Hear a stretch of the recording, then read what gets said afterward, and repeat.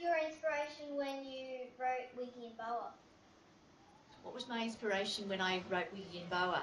I think really it came from the mermaids. When I think about it, it was that feeling. Mermaids mightn't seem like very wild and adventurous people, but I think they were. My mermaids were, and also I had to think about the sea and about pirates. You know, to me they seemed like these wild, salty creatures that you know, did exactly what they wanted and were really rude and unkempt and, you know, picked their teeth and did all that stuff. And the lovely thing about writing is when you're writing about a subject or a character, you can really be them. So it was sort of like the most fun you could have without leaving your room, writing about pirates. And I test out all the dialogue to myself, you know, I get swirling pea rain and things like that, you know. Which of your characters did you enjoy writing about the most? Which of my characters did I enjoy writing about most?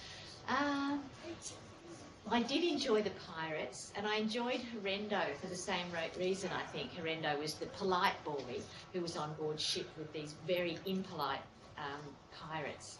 And somehow that just came very easily to me.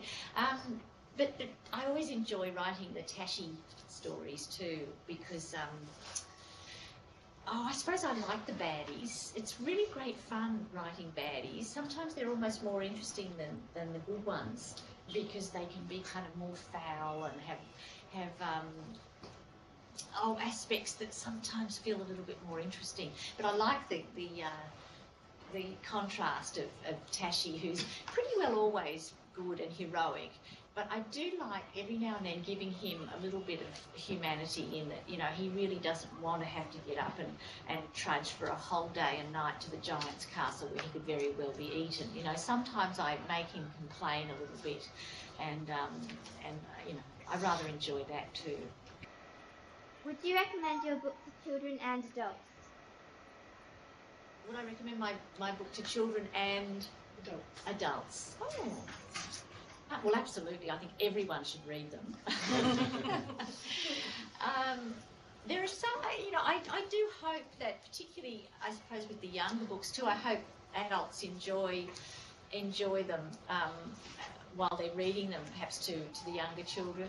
But I suppose I do feel that many children's books have themes that are both young and old, and often that battle between good and evil, and you know, sort of some themes that are in books like Power to Burn. To me, you know, Roberto discovered he had the power, and he loved it when he discovered that, because he used it to save himself, and it was as if he felt every cell in his body, and he felt very alive. And I think there's that time in our lives around adolescence when you're really wondering about all that stuff, about your own identity, and you know, if I am myself, if I really get to know who I am and I use my power, will people still like me? You know, will I still be able to fit in? Am I so weird or different, or, you know, all of those feelings? And I think those things go on, those sorts of issues go on all our lives, and we think about those sorts of things. So I think,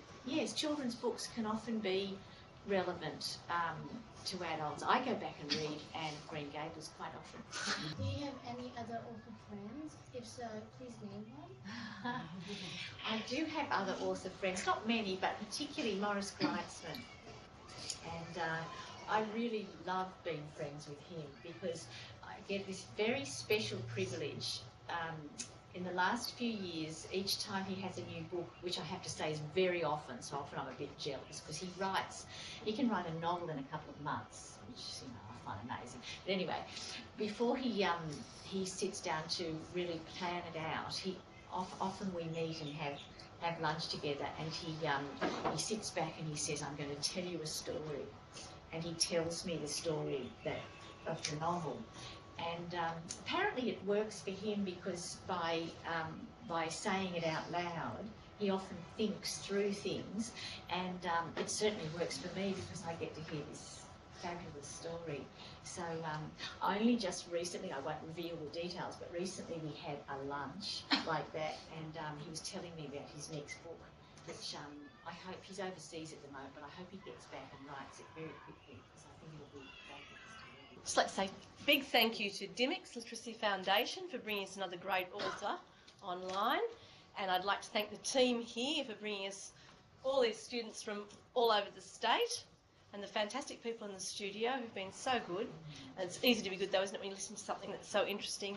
And a very special thank you to Anna, who's given us all sorts of ideas, I think, especially for people who are trying to write, who are stuck on what to do about those characters and where to go with their stories. I think that Anna's ideas that she shared with us today about exploring what motivates people and asking the what if question when we get stuck on our plots is going to be very, very helpful. So a big thank you, Anna, from all of the boys and girls from across the state. And would you all like to join me in a big clap for Anna?